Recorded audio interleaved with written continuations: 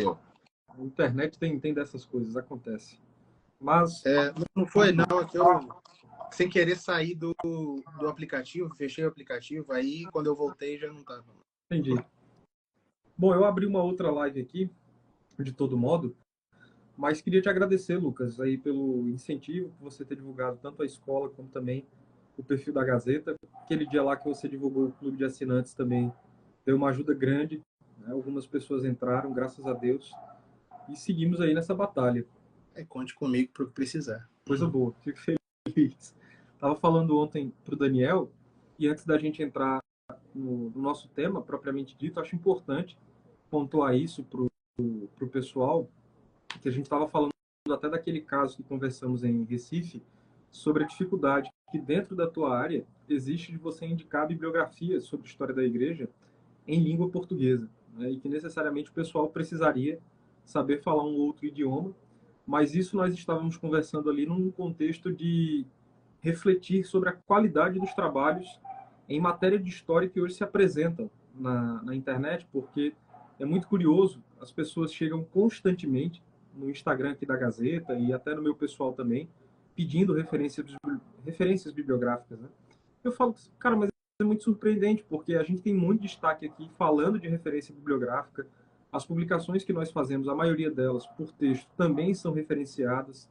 Volta e meia eu compartilho a foto de algum livro também nos stories para o pessoal pegar e anotar. E me parece que mesmo com tudo isso fornecido para as pessoas, elas ainda não conseguem meio que ter aquele velho hábito, né? Que eu acho que todo estudioso tem que ter. Pô, vi uma fonte que eu não conheço, vou lá, anoto, pesquiso sobre aquela fonte depois. Vi uma referência que me parece estranha, vou procurar por aquela referência. Porque tem dentro desse mundo que a gente está vivendo atualmente, acho que dois fenômenos. O primeiro é que o pessoal tem uma dificuldade muito grande de querer conhecer aquilo que talvez não seja tão popular.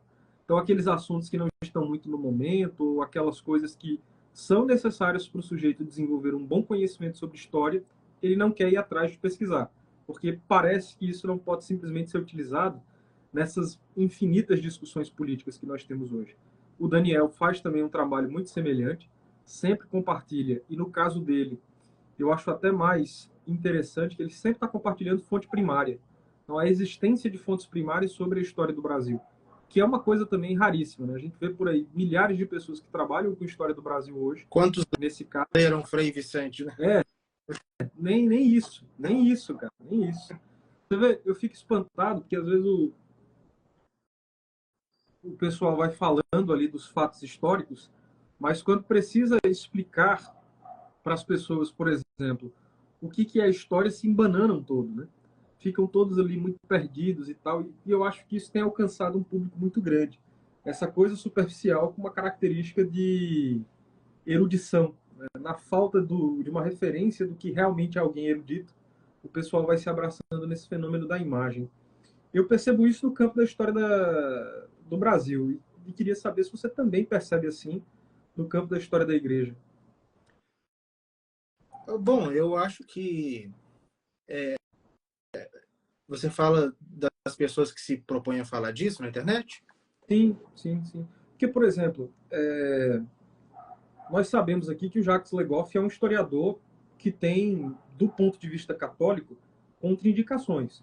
Mas o Jacques Legoff é alguém com uma produção histórica imensa, né? E você consegue perceber esforço de pesquisa no Jacques Legoff. Assim como outros autores, nós poderíamos citar, até mesmo alguns marxistas mais declarados. O Legoff talvez seja ali não vou dizer que seja marxista, mas está ali dentro de um campo mais progressista, mas tem esforço, né? E quando eu vejo o pessoal falando algumas coisas, sobretudo a respeito de Idade Média, eu acho engraçado, né? O pessoal fala assim, aprenda aqui sobre a verdadeira Idade Média. Caramba, o que eu ia falar é porque pessoas falando de história da igreja, mesmo poucos, são bem menos do que falando de história do Brasil, eu creio. Mas como a história da igreja toca tudo, e principalmente porque falar de Idade Média realmente é falar da história da igreja durante a Idade Média, a mesma coisa praticamente. Aí sim, realmente tem muito aventureiro aí que se propõe a falar, porque criou-se também, o que eu vejo que se criou? A ideia, eu acho que eu já falei disso com você, a ideia da tal da verdadeira história enquanto discurso. Uhum. Sim. Não que não haja verdadeira história, mas o que aconteceu, o que surgiu foi a ideia de verdadeira história como discurso. Do desmistificando mitos se tornou algo assim, que se tornou quase que um vício por parte de alguns. E existe uma tendência que eu vejo muito claramente, que é fazer o seguinte: o que eles ensinam na escola é absolutamente tudo falso, então eu vou apresentar a verdade a respeito daquilo. E geralmente caio em extremos dos mais radicais do outro lado, que é a romantização completa, sem a necessidade da precisão, sem a necessária precisão historiográfica que certos assuntos demandam. Uhum. E se faz isso, aí o que é pior, se faz isso sob uma roupagem religiosa e teológica. Deus é o centro da história. Com essa afirmação, você tira o que você quiser em termos de afirmação romantizada de qualquer época da história. Deus... Bom, as pessoas acreditavam em Deus na Idade Média, então na Idade Média era tudo maravilhoso, tudo sensacional em todos os aspectos. Não é. Uhum.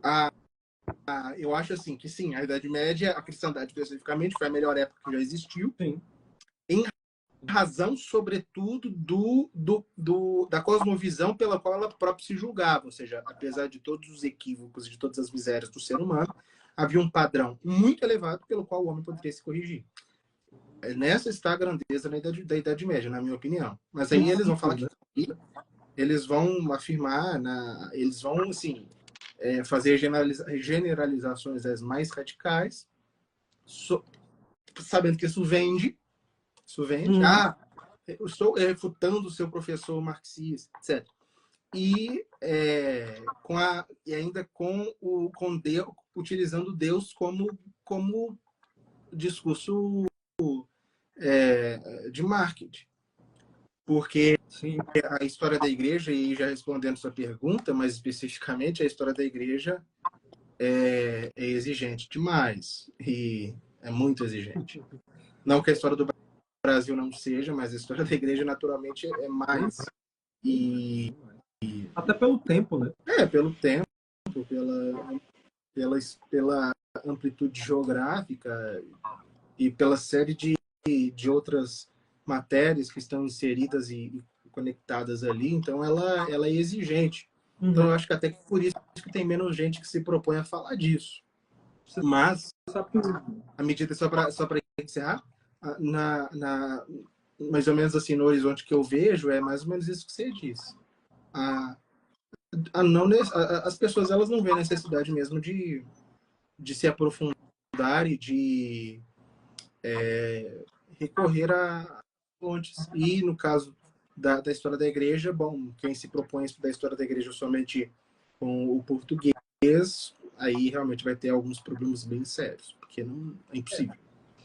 Você sabe que uma coisa que eu estava conversando até ontem com o Daniel, porque o pessoal olha assim, poxa vida, o Daniel e o Felipe, eles sabem muita coisa. Tudo bem, vamos supor que isso seja verdade, e eu acho que até que seja. Mas assim, parece que nós hoje vivemos numa necessidade de nos autoafirmarmos sempre como os grandes especialistas. Especialistas muito jovens, né?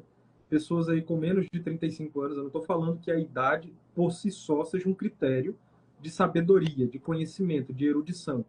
Mas é muito curioso, porque eu estava falando isso para o Daniel. Falei, poxa, toda hora que eu estou estudando alguma coisa de história do Brasil, sobretudo no campo de história da igreja no Brasil, eu descubro algo novo.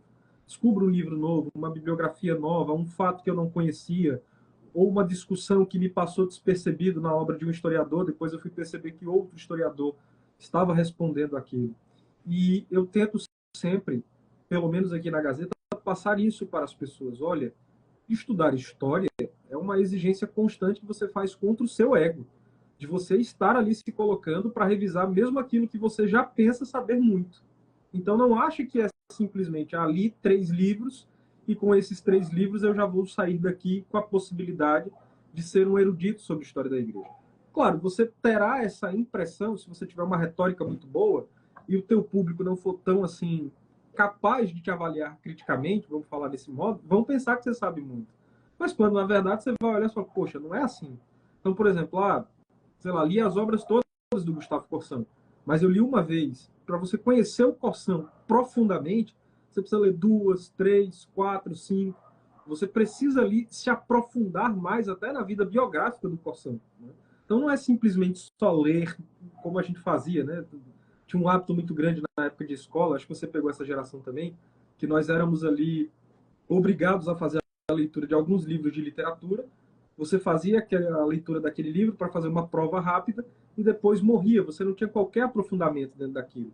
E eu digo sempre isso, olha, a história, você está vindo para um campo em que você vai passar o resto da sua vida estudando. Pelo menos se você quiser fazer aquilo, seria ela é muito exigente. isso. E essa é uma crítica até que eu faço aos tudólogos que se metem a falar de história.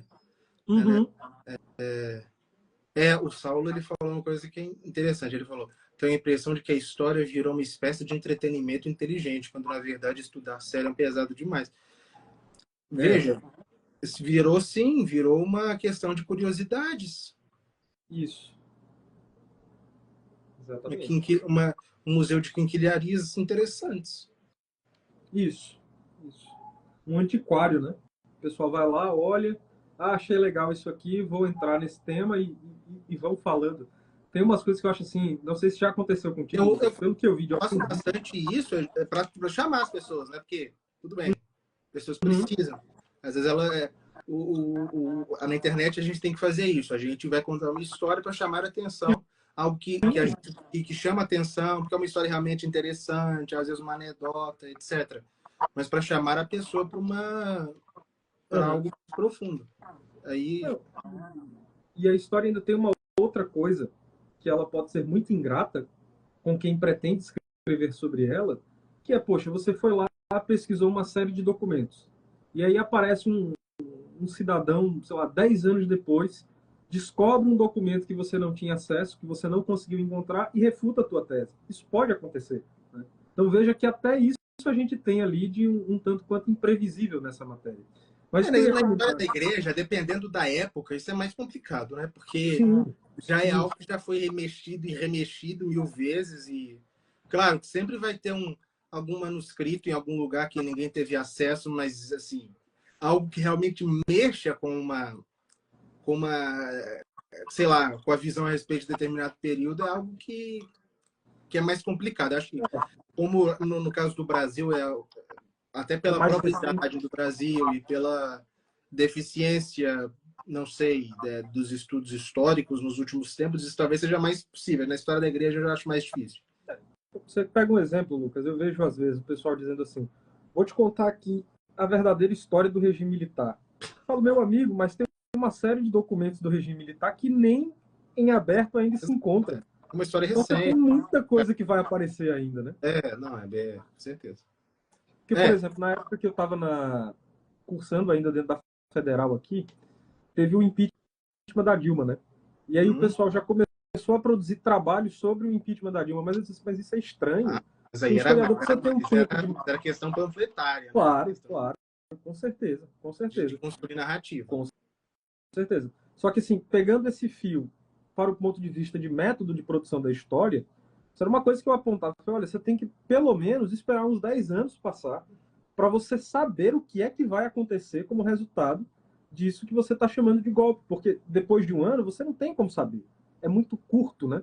Então, poxa, pensa aí, em 2016, para cá, quantas viradas políticas nós já não tivemos? E que podem ter se iniciado essas viradas em algum modo com aquelas muitas operações que aconteceram ali e que levaram à queda da Dilma. Então, você não tem como prever os resultados de um processo histórico. Por exemplo, a Revolução Francesa, que nós falamos muito a respeito lá no simpósio, né, em Recife. Para quem estava vivendo aquela época, calcular o dano que se teria ali era complicado, ainda que os princípios estivessem errados, né?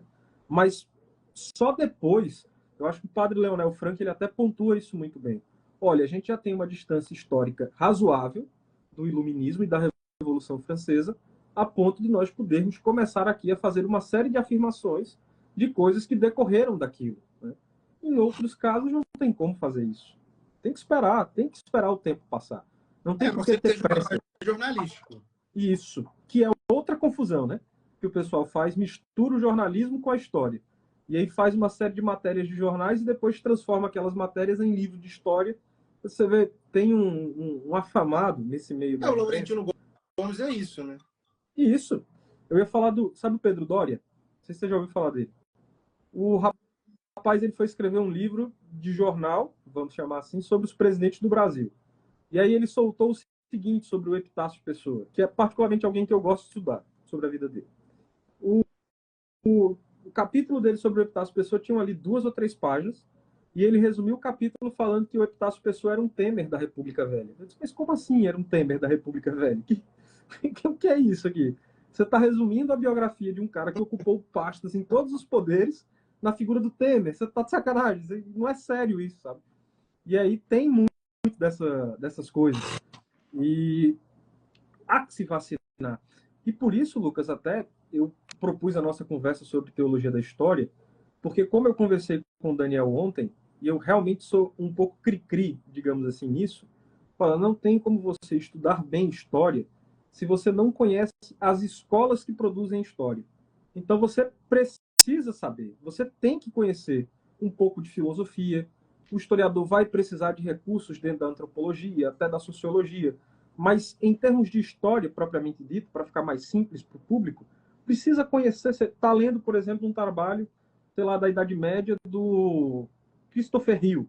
Aí você não sabe qual é a escola que o Christopher Hill ele advém, você não sabe de que linha historiográfica ele é. Historiografia é o método com o qual se produz a história.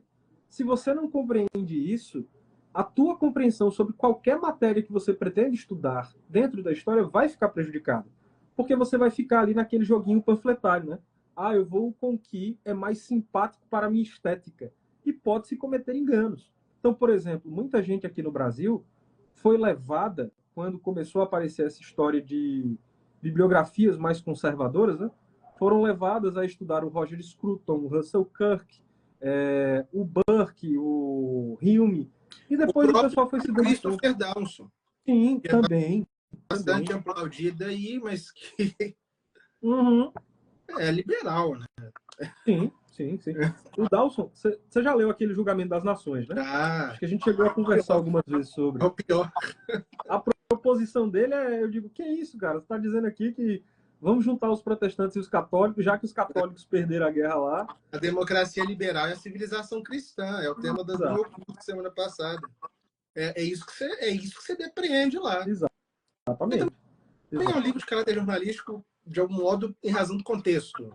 Sim. Né? Não Sim. é igual aos outros, aqueles que são bastante populares aqui no Brasil, né? Que chama, para me fugir os nomes, não, me fugiu mesmo. Como a Igreja Católica construiu a civilização ocidental? Não, esse é o do Thomas Woods. Thomas Woods. Mas é o surgimento da cristandade, o surgimento... sim, eu tô com eles aqui esses até. aí. A divisão da cristandade e a formação da cristandade. A formação, isso. E depois a dissolução, né? Sim. Esses aí, tirando a dissolução, que é bastante ecumênico, agora, o julgamento das nações. Mas o que você estava falando desses autores, o pessoal começou a ler e... Sim, o pessoal começou a ler e eles foram embarcando numa narrativa moderna, né, julgando que estavam se colocando contra a Revolução. Eu até achei interessante quando você propôs essa questão dos 2 ocidentes, né? Falou, de fato, a igreja construiu um ocidente, mas não é esse ocidente que vocês estão enxergando aí e que muitas vezes nós aplaudimos, né? Então, por exemplo, como o pessoal não conhece a razão pela qual o Dawson escreveu a sua produção de história, como não conhecem o método utilizado pelo Dawson, ficam todos muito vendidos a se apaixonarem por qualquer corrente que se apresente. Por exemplo, cá para nós aqui, eu posso gostar de ler o Caio Prado Júnior, que é um historiador marxista, mas eu preciso saber que o Caio Prado é um historiador marxista. Eu preciso entender que uma série de conclusões dele estarão atreladas ao marxismo que ele defende. Porque tem também esse outro engano que o pessoal vive perguntando aqui, né? Como é que eu posso ler um livro que não tenha ideologia? Eu falei, olha, isso não existe. O historiador ele vai estar sempre se colocando, vai colocar um pouco de si na produção da obra. A questão é você verificar se esse historiador se confessa no início da obra. Ele deixa claro o que ele pensa. É honestidade. Exato, exatamente. E aí, notei teve essa primeira leva, né? Aí depois o pessoal começou a embarcar numa nova fase, que eu acho isso também um outro fenômeno interessante, dentro dessa órbita que nós estamos vivendo. O pessoal começou a pegar determinados elementos da educação medieval e foi trazendo assim para o mundo contemporâneo, dizendo, nós estamos adaptando o que era feito no mundo medieval para o mundo contemporâneo. Eu digo, mas como assim você está fazendo essa adaptação? Com base no quê? Com que recursos? Com que experiência? Com que teste? Porque tem isso, né? Eu acho, Lucas, de fato a modernidade trouxe uma série de confusões conceituais, mas há coisas que nós, enquanto católicos, e que pretendemos corrigir alguns vícios desse mundo moderno, não deveríamos abandonar. Uma coisa é você endeusar a ciência, outra coisa é você desprezar por absolutos parâmetros científicos. Não é assim. O parâmetro científico tem a sua importância. Você, para provar uma tese, precisa colocá-la a público e que ela seja verificada, que ela seja testada. Então, por exemplo, você escreveu um livro sobre São Luís.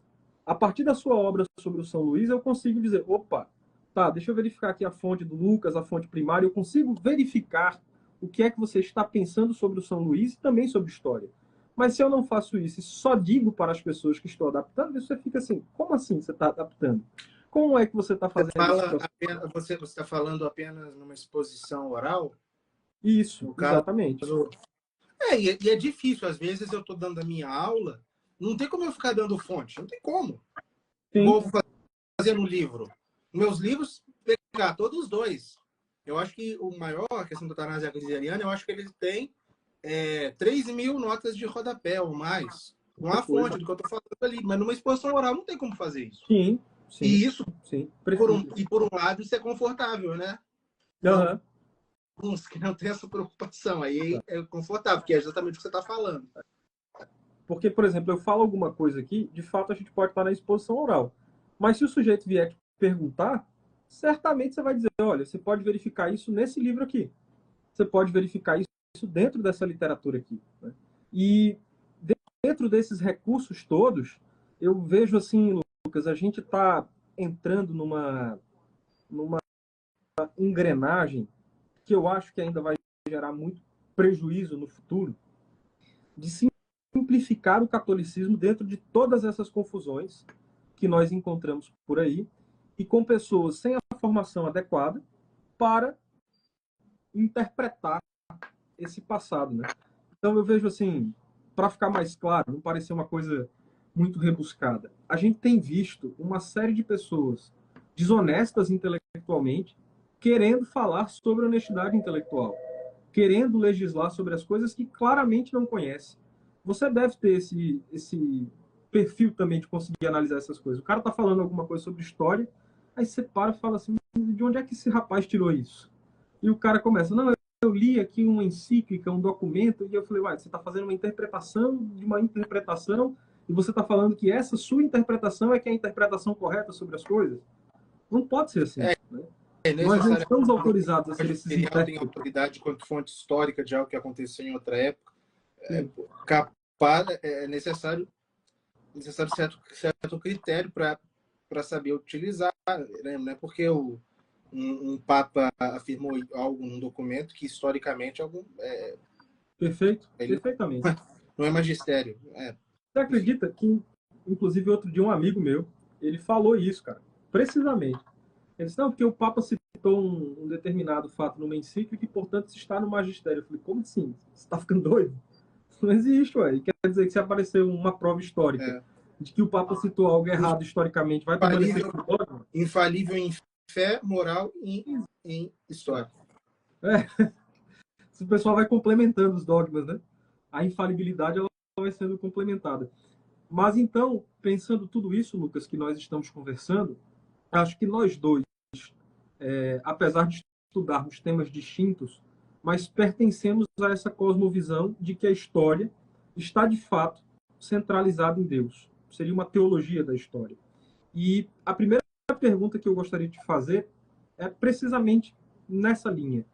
O que você encara como uma teologia da história e que livros você poderia sugerir para as pessoas que colocassem para elas a possibilidade de compreender o que é essa teologia da história?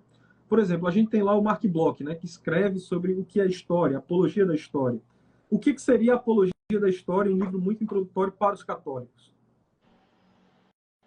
Eu já deixo eles aqui. Queria recomendar 3. Um que eu recomendo sempre, 2 em português, 1 em espanhol. O Sentido Católico da História, obviamente, é o compêndio de alguns artigos de Dom Prosper Guerra, é fundamental. Um outro livro publicado, esse aqui da Castelo, o livro publicado pelo CDB, O Reino de Jesus Cristo na História. Sim. E esse outro aqui já é mais difícil de achar. Eu comprei de eu acho que foi. Eu comprei de uma editora, chama Editora Universalis, que importa livros da Argentina.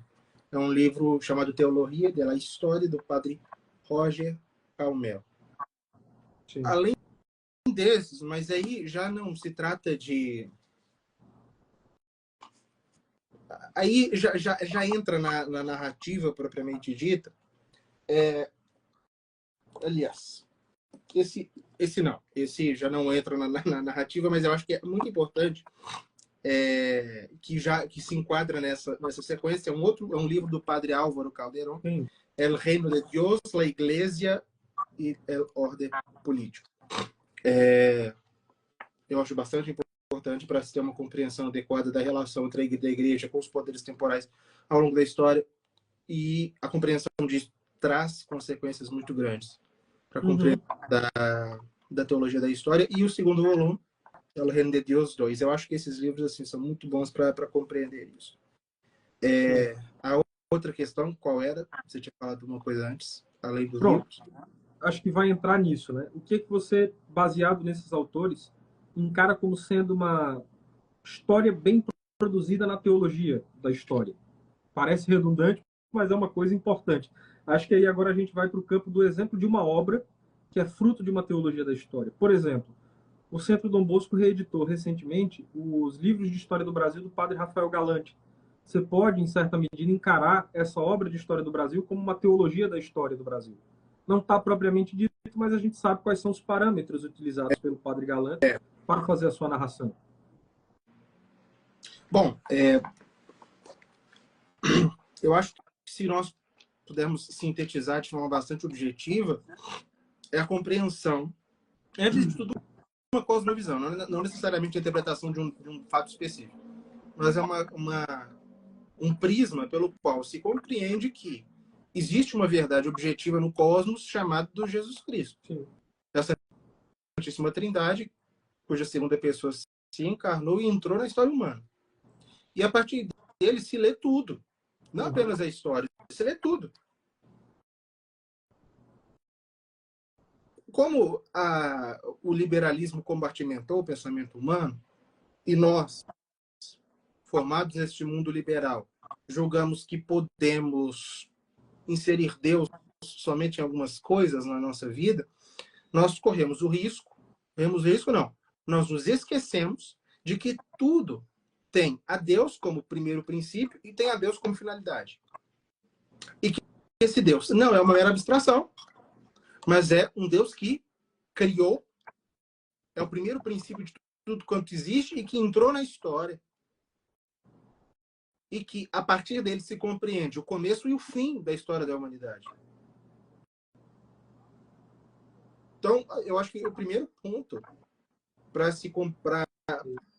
se enxergar a história de forma verdadeira e alicerçada na realidade é a compreensão de que existe uma verdade objetiva no cosmos, que é Jesus Cristo, que entrou na história e que mostrou a direção da história.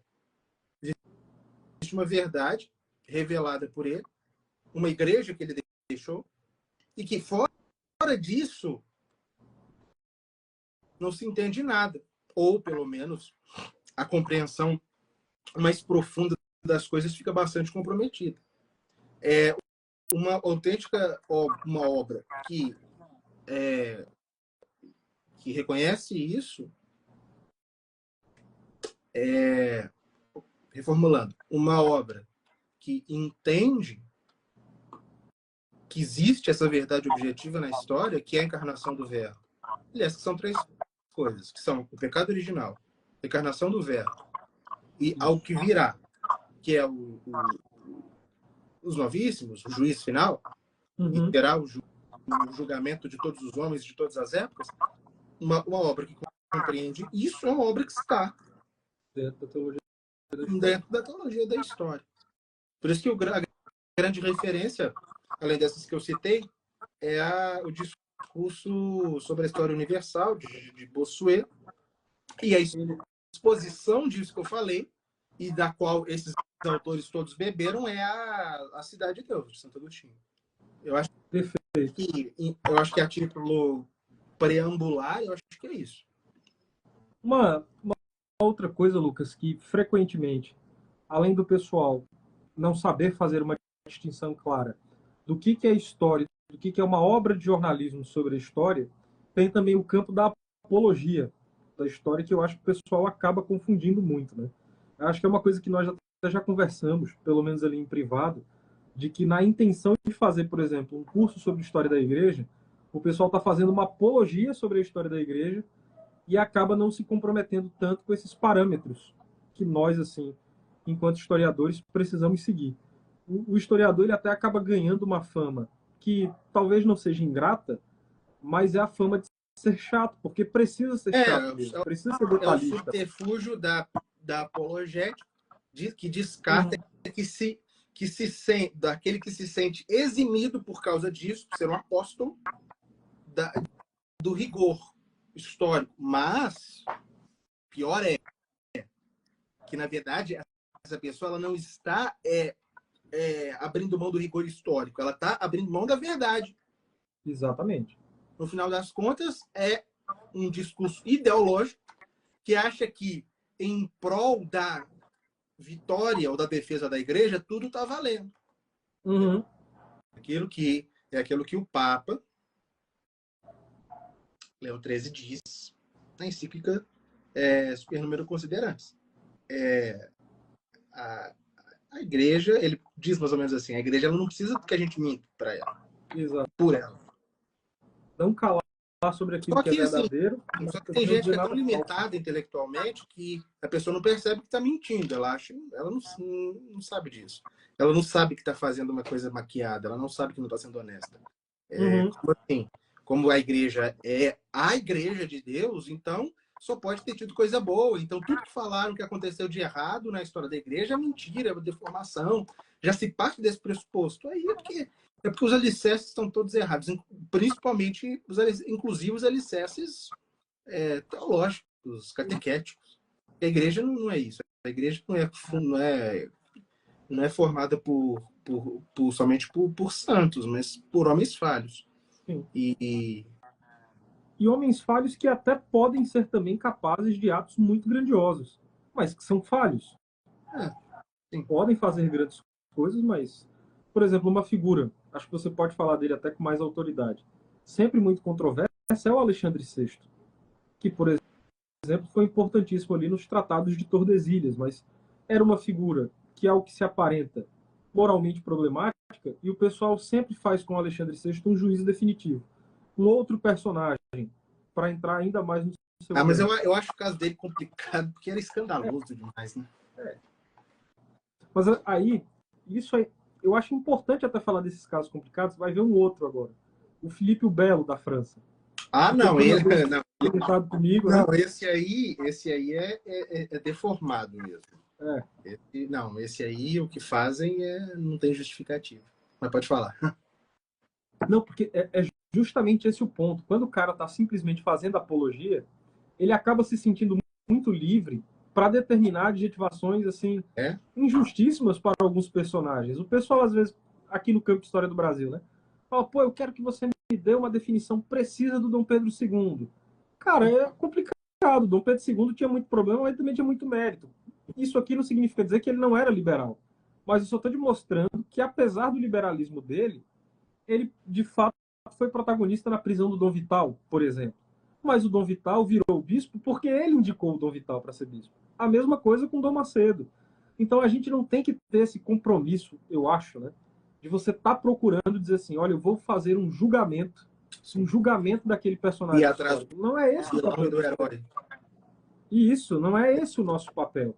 Pelo contrário. Ainda mais quando se trata, no caso de Filipe o Belo, acho que no caso de Dom Pedro II, como ali já não tinha uma fé muito profunda, Sim.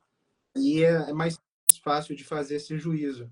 Agora, Filipe o Belo, não. Filipe o Belo, a luta dele com o Papa Bonifácio VIII era uma luta adintra, era uma luta dentro da igreja. Uhum. Não era uma coisa de fora. Dom Pedro II ele já estava com o pé fora, Sim, de algum modo. Com certeza. Agora, Filipe o Belo e os que o apoiavam, a briga era dentro da igreja. Então, é muito mais difícil fazer um juízo ali. Muito mais. Porque não é uma disputa entre a igreja e um Estado. Isso. E um Estado não... Não.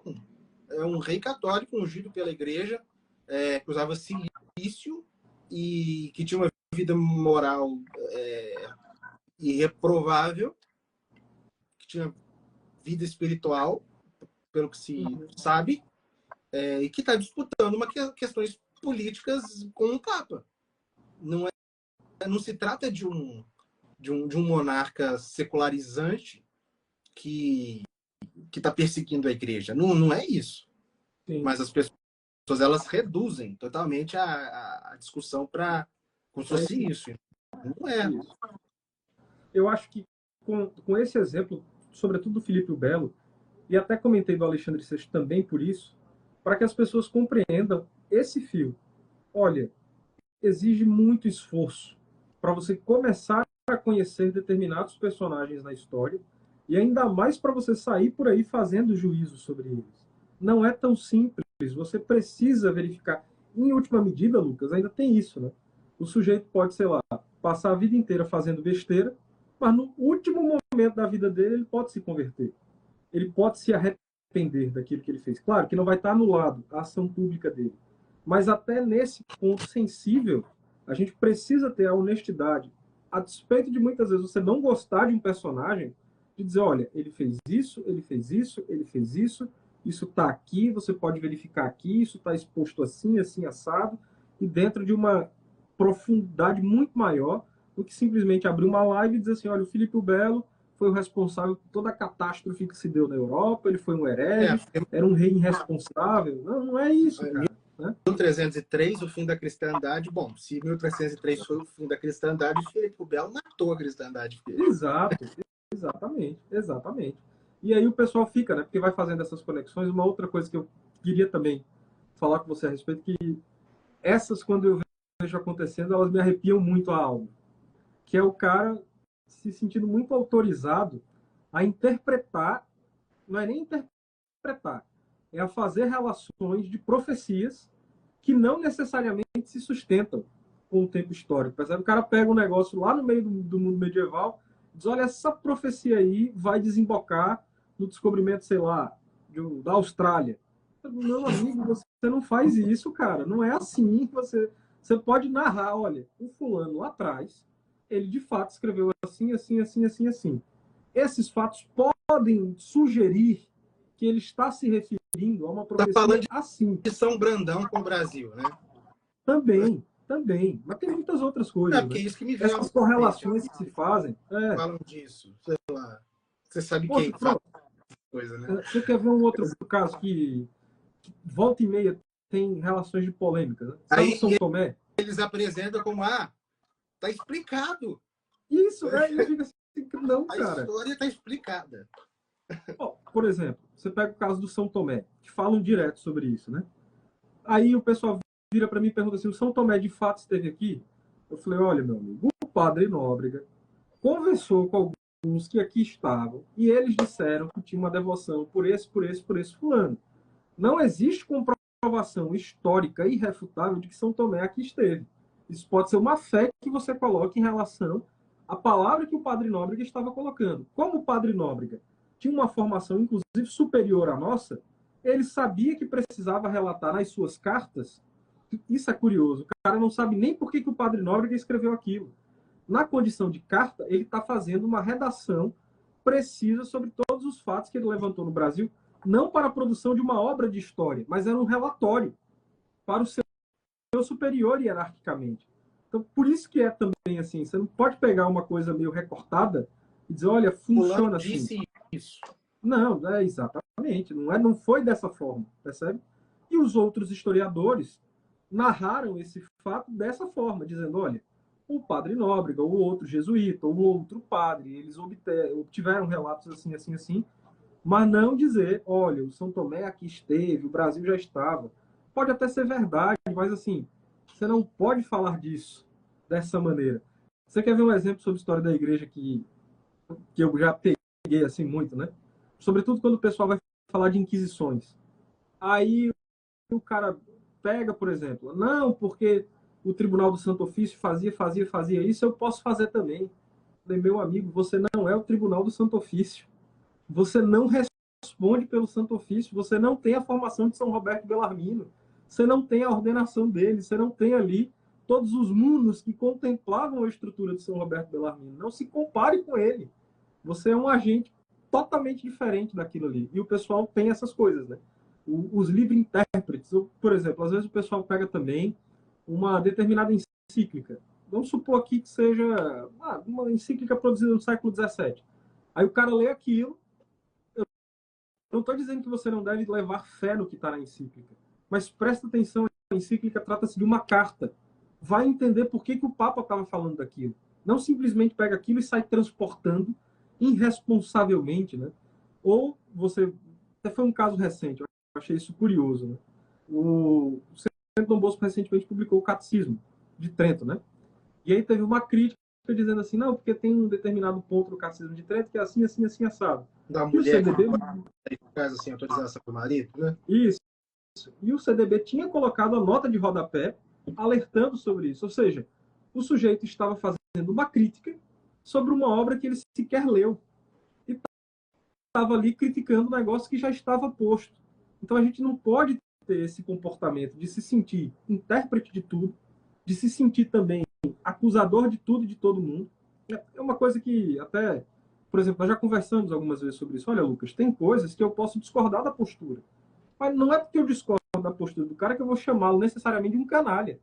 Ou reduzir o trabalho a uma canalice, ou a um hábito de ser desonesto. Não, peraí. Olha o caso, olha a situação, verifica. Não, você quer realmente indícios fortes para isso. Mas na maior parte das vezes não há, né? Exato. Exatamente. Exatamente. E aí, assim, são esses os casos, eu acho importantíssimo a gente deixar claro essa definição do que é uma apologia, ainda que mal feita da história, do que é história. Eu sempre falo isso para o pessoal quando, por exemplo, alguém vem entrar no clube, vai entrar na escola de história do Macedo Costa, eu digo, olha, o clube... Deixa eu só uma coisa, essa questão da apologia, só para não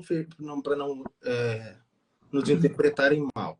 Vejam, a apologia é porque, infelizmente, essa expressão, esse substantivo, adquiriu, não sei, um contorno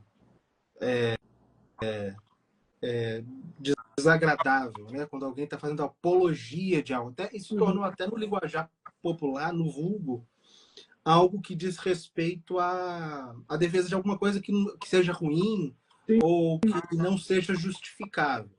A ideia de apologia, vejam, uma das obras essenciais do pensamento ocidental verdadeiro é a apologia de Sócrates, de Platão. Sim. Os primeiros escritores eclesiásticos, da segunda geração, pós-apostólica, foram autores dedicados à apologia, à defesa. Então, e vejam, o próprio Papa Leão XIII, na sua encíclica O Cardeal Ringueotra, historiadores católicos, ele fala que é necessário fazer a defesa. A apologia é isso, defesa. Então, não há problema. O problema é fazer mal. Uma apologia desonesta. Isso. Isso. Se você, veja, é óbvio, imagine, eu sou católico e eu sou um historiador católico. Se eu vejo que alguém está usando, sei lá, as cruzadas para atacar a Igreja Católica de modo desonesto, como em regra acontece, é óbvio que é minha obrigação, na hora de fazer a exposição daquele tema, fazer uma defesa da verdade. Que naquele caso histórico, eu creio estar do lado da Igreja. Uhum. Então, o fato de se fazer uma defesa, de se fazer uma apologia, não é um problema. Eu acho que você concorda comigo. O problema é a apologia se tornar sinônimo de trabalho historiográfico, que é o que acontece aí. Isso. É separar bem a coisa no ponto de partida. Isso. Até o nome do curso já é isso. Né? Isso. Então, acho que é isso que você quis dizer. Né?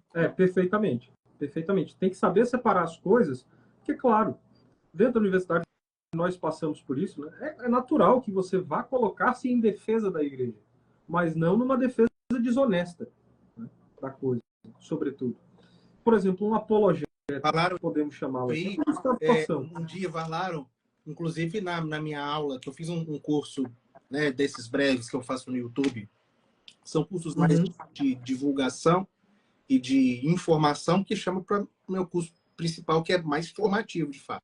Isso. E em uma das aulas do Lendas Negras Medievais, eu menciono isso quando eu falo da Inquisição, porque recentemente uma dessas pessoas tinha feito um vídeo no YouTube e a thumb, e afirmava-se isso no curso do vídeo, que o Tribunal da Inquisição foi o tribunal mais justo que já existiu. Como que se faz? Não sei, assim, tô falando que não foi. Talvez tenha sido. Mas como é que se faz uma afirmação dessas? Como é que você verifica isso? Né? Como é que você verifica isso? Talvez tenha sido, mas não tem como afirmar ou negar isso. Né? Mas a pessoa não percebe o quão absurdo que é uma afirmação dessa. Perfeitamente. Perfeitamente. Pô, tem, assim, vai ser irresistível não falar, né? Olha, eu estou fazendo aqui um vídeo de por que você não deve comemorar o bicentenário da independência. Falou do grande bispo de São Paulo, Dom Mateus Pereira, foi a favor da independência, mas você que não é. Cara, não funciona assim. Essas operações históricas, de fato, a gente tem que ter cautela ao analisá-las, né? Cuidados, E acho que entra muito no modelo com o qual você trabalha, Lucas, na história, na escola de história, pelo menos dentro daquilo que nós já conversamos, que foi até uma coisa que eu posso te dizer sem medo. Eu estou imitando de você para colocar em prática na escola de história do Macedo Costa, que é assim, cara, eu não tenho compromisso com o tempo e eu não tenho pressa. Então, se a gente vai falar sobre o descobrimento do Brasil, eu quero falar bem sobre o descobrimento do Brasil. Mesmo que nós levemos ali 20, 30, 10 aulas, que seja para falar sobre aquilo. A gente vai falar sobre o sistema de governo geral. Não quero estar falando ali para as pessoas aquela coisa muito ligeira, sabe? Com aquele compromisso de PowerPoint que às vezes a gente faz. Não, cara, olha, tem essa visão aqui, tem essa visão aqui, esse historiador fala isso, esse historiador contraditou isso. Tem uma produção no Brasil assim. Por quê? Eu acho que é o mais honesto a se fazer quando você pretende mostrar para a pessoa como estudar a história do Brasil, e é o que nós podemos entregar, não sei se você concorda comigo nesse ponto, de mais precioso para aqueles que nos assistem. É dizer para ele, olha, eu estudei isso aqui. O Mark Bloch, ele tem uma notinha de rodapé bem no início de Apologia da História, que eu acho interessante. O pessoal pode interpretar isso mal, até. Mas se você interpreta bem, ele passa ali um dos fundamentos da história, que ele fala, olha, eu estou criticando o meu professor, como espero que um dia os meus alunos me critiquem. Criticar não é necessariamente reclamar sobre a obra, mas é também dar continuidade ao que ele começou. Por certo, Lucas, tem muitos assuntos que você vai querer abordar na vida, mas que não vai dar tempo, que você não vai conseguir. E você ter alunos que são suficientemente capazes de continuar o que você começou ali, mesmo que com a personalidade dele incluída, isso é fantástico. E eu noto que o pessoal não tem essa preocupação, né? Nós estamos no estágio, eu enxergo isso, pelo menos a minha, muito claro, de dizer, olha, nós nós não temos mais uma boa produção histórica recente, acho que não temos, e nós também não temos quem faça essa produção histórica recente. E os poucos que têm a capacidade de fazer isso são literalmente poucos e acabam se vendo muito atarefados. Porque, por exemplo, o pessoal acha que organizar um livro, como aquele que você ajudou a organizar, na edição do Centro Dom Bosco, acho que foi a Bíblia, né? Com todas aquelas coisas. Pronto, o pessoal acha que aquilo é fácil de fazer. Não é fácil. Você tem que pegar, organiza a referência, sabe de onde veio a referência, verifica se aquilo é verdadeiro, observa assim, tem esse método, tem essa imagem, mas tem aquela outra.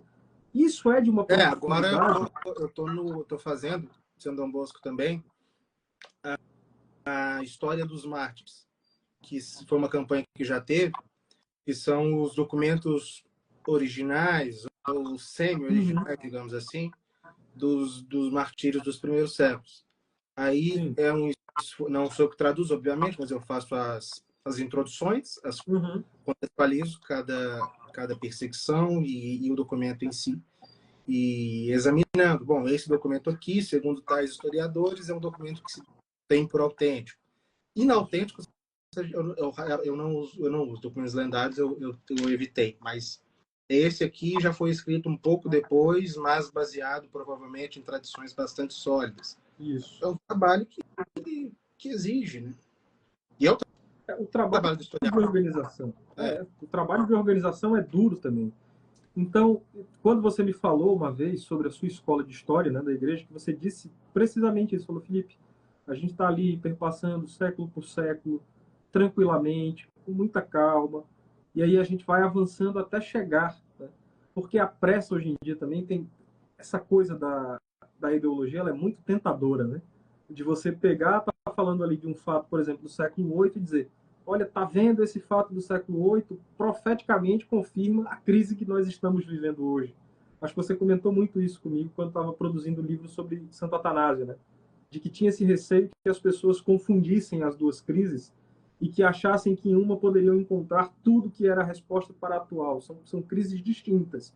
Ainda que se assemelhem em algumas coisas, cada uma corre a sua maneira.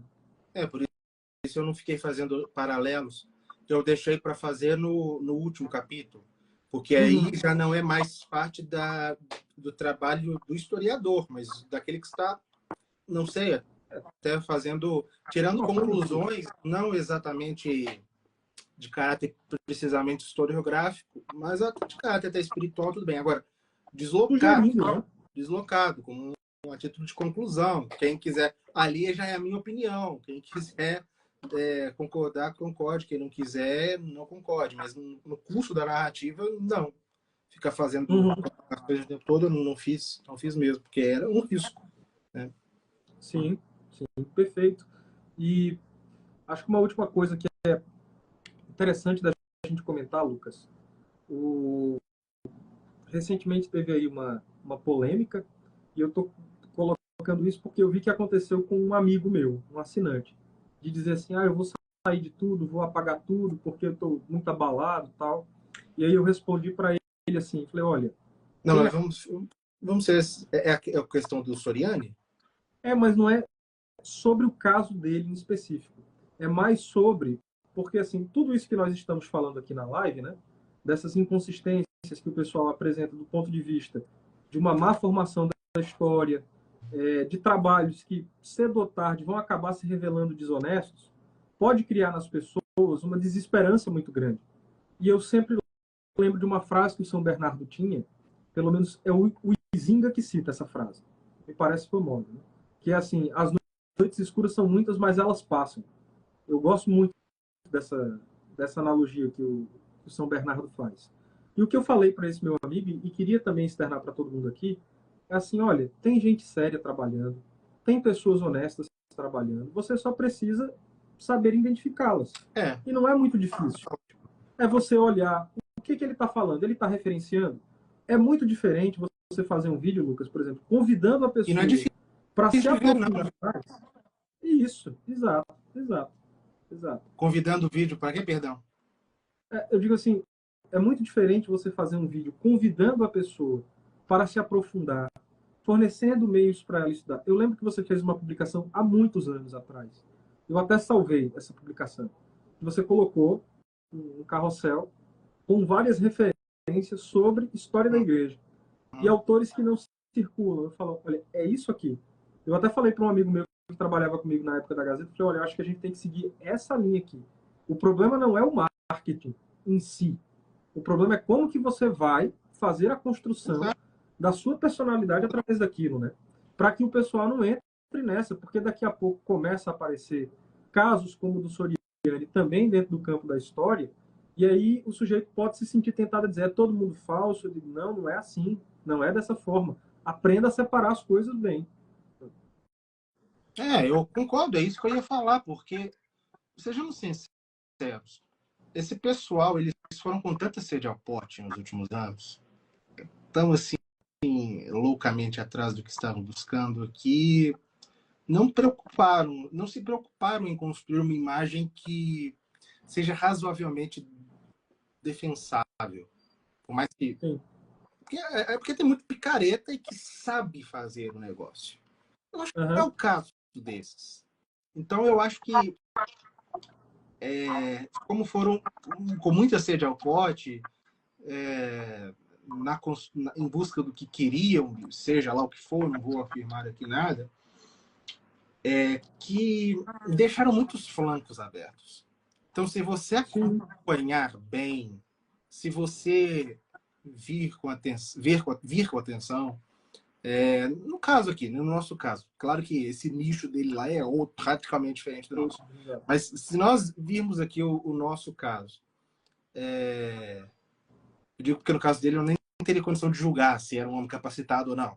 Se bem que eu admito que essa construção do marketing desse pessoal aí me incomoda muito e eu tendo a não acreditar muito naquilo que é apresentado como modelo. Talvez enquanto conhecimento a pessoa até tenha, mas a gente sabe que esse pessoal eles não querem oferecer apenas conhecimento, eles querem oferecer lifestyle. Aí é orientação de vida, é construção de vida. Isso aí eu não acredito que tem, mas não é o caso. No nosso caso, a gente vê a pessoa falar, dá para ver. Já percebe na hora, né? E tudo bem, tem muita gente realmente que é ignorante, mas se ela pegar, por exemplo, ler um livro razoável sobre aquele tema, para fazer um teste daquela pessoa a qual ela está oferecendo a sua própria audiência, a sua audiência pessoal. Se ela for um pouco criteriosa, ela vai perceber onde há, de fato, um esforço pela verdade. Não estou falando que ela tem que estar ali diante de um Mark Bloch ou de um Santo Tomás, não é isso. Nenhum de nós estamos longe disso. Mas, de perceber que se trata de uma pessoa esforçada e que está ensinando algo com de fato, precisão, com dedicação, com o aprofundamento necessário, com propriedade do que está falando, ou se trata de alguém que quer te vender e com um discurso barato. Não é difícil de perceber. Não é difícil. E no campo da história, mais ainda, porque é fácil ver. Pelo menos para mim, né? Talvez eu esteja vendo até com uma lente minha que trabalho com isso. Não sei se você acha que é fácil para as pessoas verem. Uma vez eu fui publicar uma nota biográfica de um bispo chamado Dom Ático. Foi bispo de Curitiba e foi bispo de uma outra diocese no sul, se eu não me engano. E aí fui procurar informações sobre ele no site das dioceses. Não tinha muita coisa, não tinha nada. E eu levei algumas horas do dia, para não dizer assim que eu levei quase o dia inteiro, tentando achar uma matéria antiga sobre a morte do Dom Ático. Ou seja, o que foi compartilhado ali na Gazeta é uma coisa que você não acha compartilhado hoje na internet. E às vezes eu vejo pessoas que trabalham dentro desse nicho de história do Brasil, até relacionando história da igreja e história do Brasil, o pessoal copia a Wikipédia. Eu sempre friso isso, eu não tenho nada contra a Wikipédia, eu acho inclusive um bom repositório, contanto que você tenha maturidade para encarar a Wikipédia, e não simplesmente pegar a Wikipédia e dizer, vou afirmar isso aqui. Então, por exemplo, tem uma afirmação na Wikipédia que eu acho estranho, eu tenho onde verificar se aquilo procede. E eu prefiro confiar, é uma questão pessoal. Principalmente mais as outras línguas, que a Wikipédia tem muita referência, né? Em inglês tem muita referência. Você vai lá, você sabe onde ir. Isso. E aí, por exemplo, teve um outro caso aqui, que foi o Dom Carlos Aires, que eu até citei lá na conferência em Recife, né? Que foi o que não permitiu o velório católico ao Abreu e Lima, que tinha relações com a maçonaria. No dia que eu fui pesquisar a nota do Dom Aires, mas eu levei muito tempo pesquisando, procurando, porque tudo bem, você pode dizer assim, ah, tem essa informação no jornal tal. Só que você não tem como chegar lá, no, por exemplo, no site da Biblioteca Nacional, colocar um negocinho específico e ele vai te direcionar.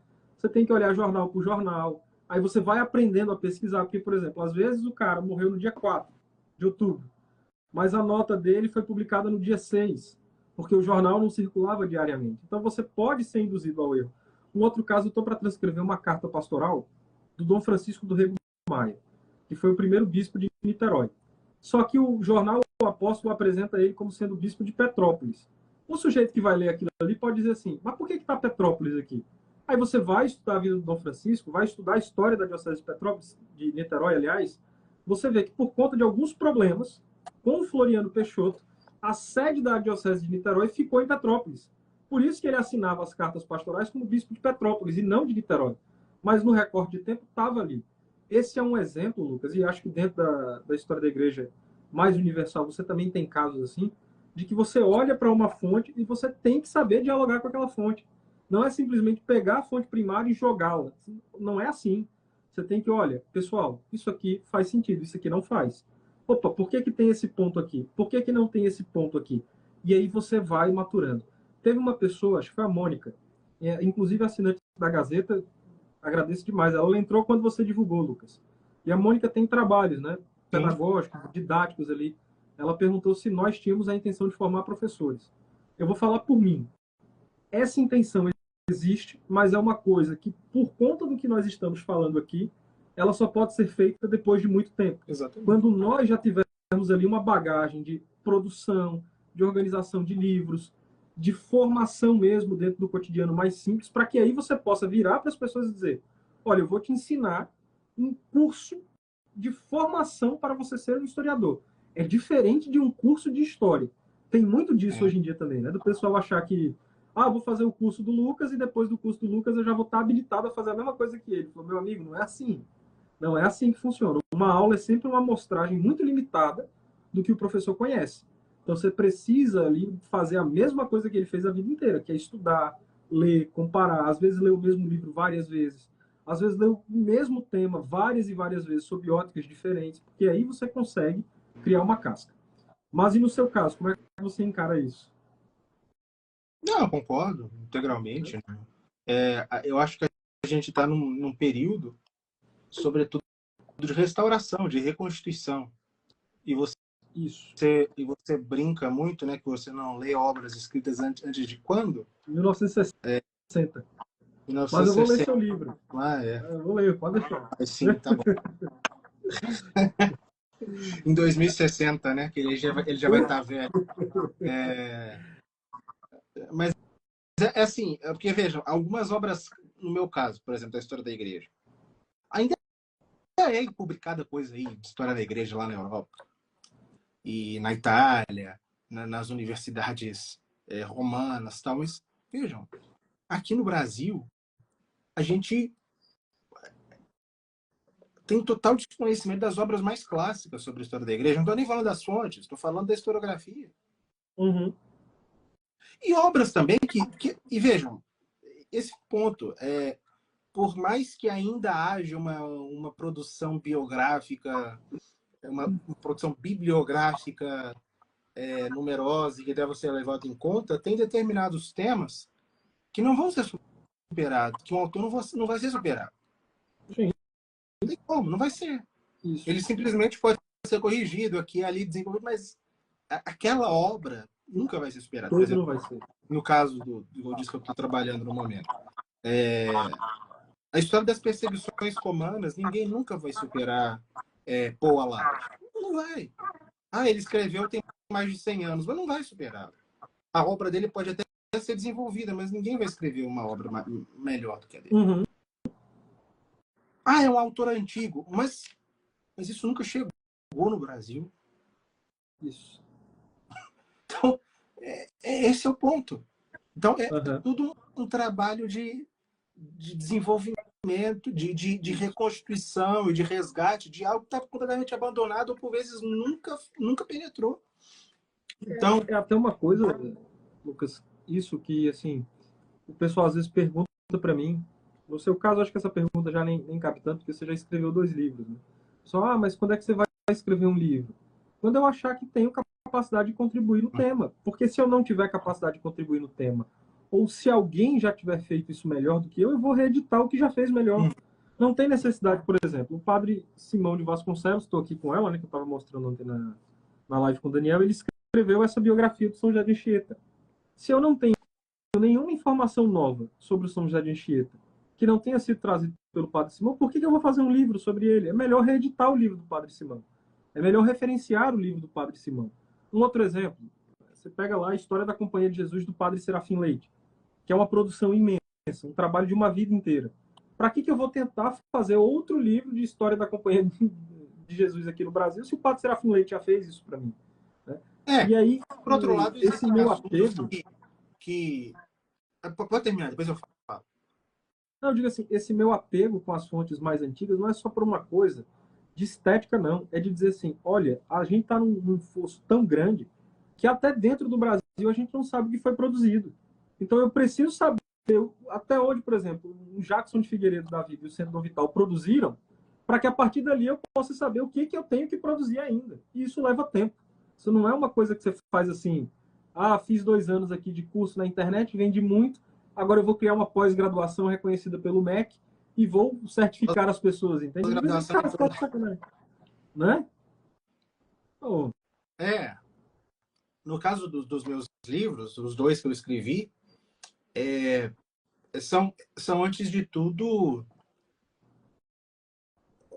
obras de síntese, porque também tem isso. Muita coisa já foi produzida sobre aquele tema, mas falta uma síntese. Isso. Pronto. Né? Diferente, né? É isso. No caso de São Luís, foi até mais do que isso, porque realmente eu não vi nenhuma obra que eu tratava sob a ótica que eu queria tratar. Né? Que é uma ótica espiritual que, ao mesmo tempo, que não abra mão da narrativa histórica. São Atanásio e a Crise Ariana foi uma obra de síntese, basicamente, de um tema inexistente no Brasil, absolutamente inexistente. E ficou uma obra grande justamente porque eu quis falar tudo que se poderia, ou quase tudo, que se poderia falar a respeito daquele tema, mas, sobretudo, sínteses. Agora, tem alguns temas que já foram objeto dessa síntese e que estão esquecidos. Mas essas obras existem. E é um trabalho arqueológico, quase, de fazer a coisa voltar à vida. E por vezes, as pessoas elas não estão preocupadas com isso.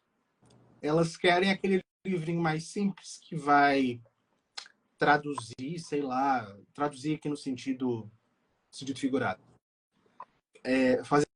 Fazer uma síntese, mas aqui uma síntese que reduza o tema a 1000 e acha que lendo aquilo ali ela já tem uma compreensão completa e acha que já pode formar os outros também em torno daquilo e ensinar os outros também a ensinar, né?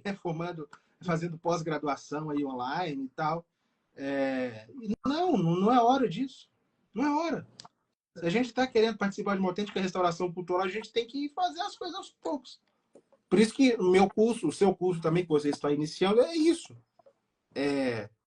O meu curso, você acabou de dizer, é isso mesmo. Nós estamos estudando a história da igreja pormenorizadamente desde o século I, estamos lá aos 145 do século XIII ainda, porque aí a gente vai, no seu caso, a história do Brasil, construir algo sólido a partir do qual trabalhar. Um ponto de partida. Mas tem gente que está longe dessa percepção. Que está longe. Enfim. Uma coisa, Lucas, para a gente se encaminhar aqui para o final, a Mônica perguntou, né? E quando você já é professor, o que fazer para você correr atrás do tempo?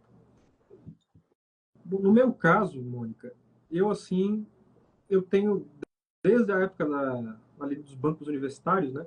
Eu tinha essa compreensão. Eu preciso estudar o dobro. Que a gente tem que estudar o que era fornecido pelas cadeiras, né? Eu digo, estou estudando para passar aqui na cadeira e tenho que estudar as outras coisas que mais me interessam. Eu acho que uma coisa que é muito ruim para os professores hoje em dia é que o professor ele vive especificamente só para a sala de aula.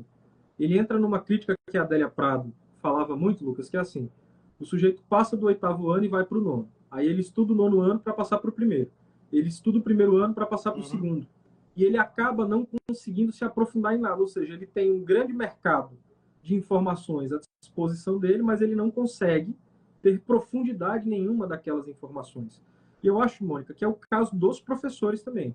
O professor não pode se desapegar do hábito de ler constantemente, de estudar constantemente, e de não ter uma coisa que eu acho que é difícil, Lucas, até, de ter disposição para se corrigir.